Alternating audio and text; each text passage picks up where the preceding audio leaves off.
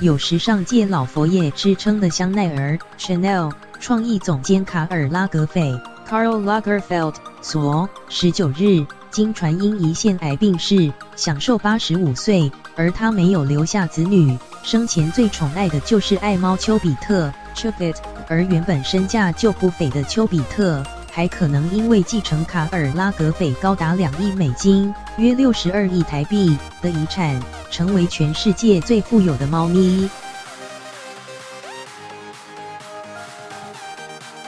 卡尔拉格斐的工作方面，在他过世后1小时，香奈儿就火速宣布由跟他合作超过30年的生前左右手薇娅 Virginie Viard 接任创意总监。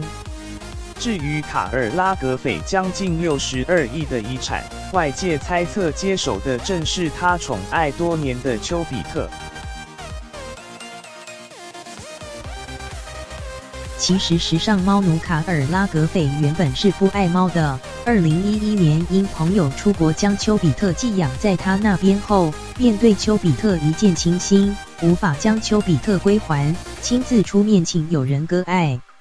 顺利将丘比特留在身边的卡尔拉格斐也确实未亏待他，不但请2名专属女士照顾爱猫，丘比特还有自己的 iPad， 甚至经常跟着主人搭乘私人飞机跑遍世界游玩，吃遍各种名贵美食。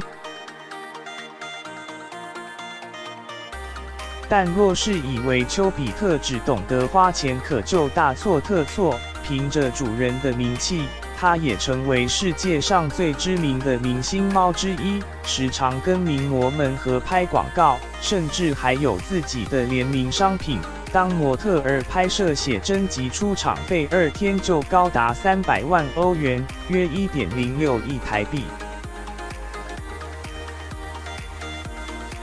可说是不折不扣猫奴的卡尔拉格斐，曾经透露丘比特会是只非常富有的猫，这也被外界视为他拥有继承卡尔拉格斐遗产的权利，也将会是全世界最有钱的猫咪。